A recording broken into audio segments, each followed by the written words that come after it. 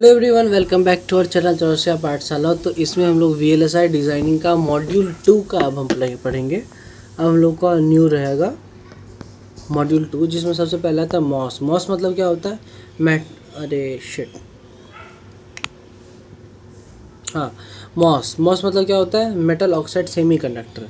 क्या होता है? इन्हेंस। इस मेटल ऑक्साइड सेमीकंडक्टर दो पार्ट आता है, एक होता है इन्हेंसमेंट, दूसरा होता है डिप्लीशन। क्या होता है दोनों? P type channel, N type channel, दोनों, जो कि दोनों में ही होता है हमारा। इन्हेंसमेंट में भी होता है और डिप्लीशन में भी होता है, P type N type channel. उसके बाद हम लोग का देख लेते हैं लॉजिक गेट्स कॉन्सेप्ट।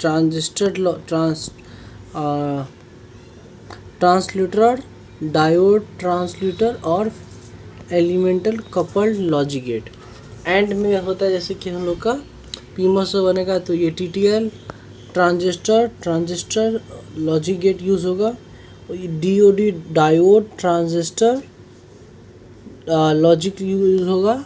उसके बाद यहाँ पे हम लोग का होगा एमीटर कपल्ड लॉजिक, CMOS। इसको इस तरह से हम लोग पढ़ते हैं।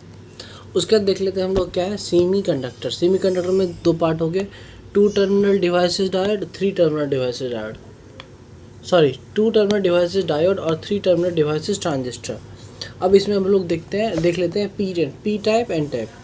जैसे कि पी टाइप एन टाइप हम लोग का होता है, पी और एन जंक्शन किस तरह से रहता है, बीच में ये वाला पोर्शन जो हम लोग का ये वाला पोर्शन जो रहता है हम लोग का, ये क्या होता है? जंक्शन इसको बोलते हैं।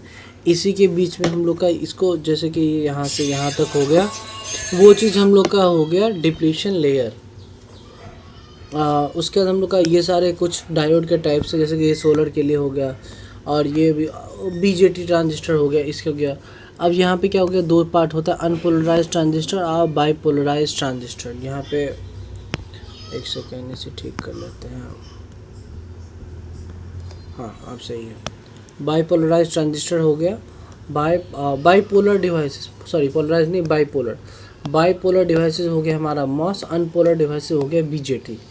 अब नेक्स्ट देख लेते हैं क्या लिखा गया। MOS is voltage control device. MOS क्या होता है? हमारा वोल्टेज कंट्रोल डिवाइस होता है। फेट क्या होता है? Field effect transistor.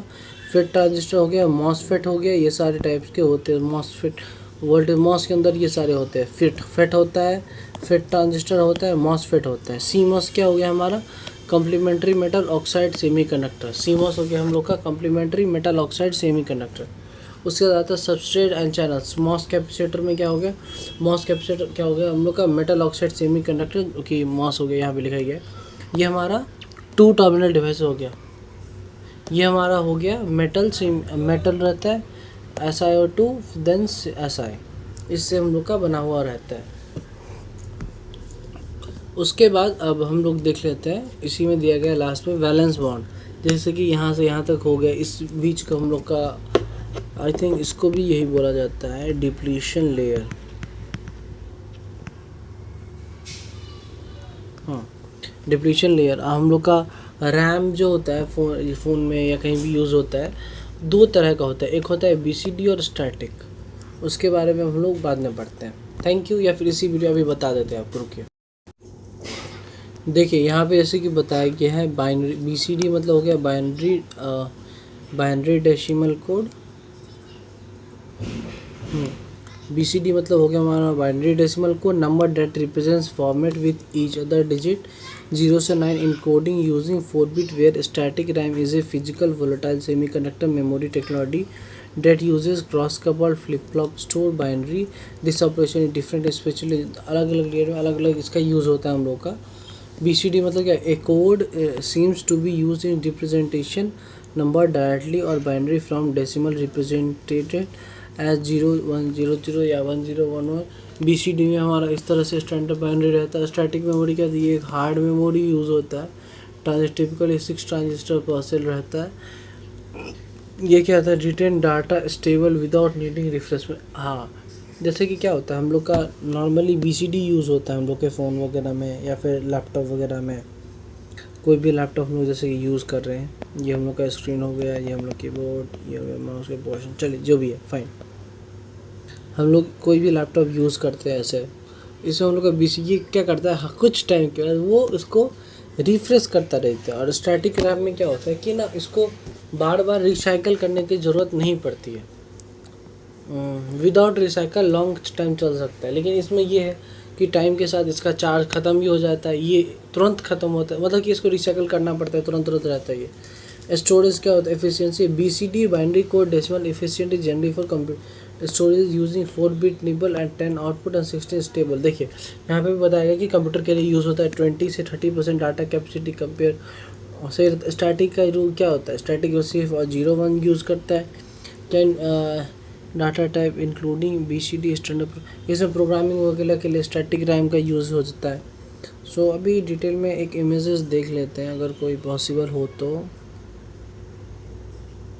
देखिए यहाँ पे ये चीज़ बताया गया है, ये ज़्यादा बेटर है। खुल जा, हाँ देखिए खुल गया। ये हम लोग का क्या हो गया, देखिए SRM ये हम लोग का यूज़ होता है, और DRM इसमें क्या होता है, रैम होता है। इसमें क्या होता है वेरी, ये बड़ा हो जाए ना तो बेटर रहेगा।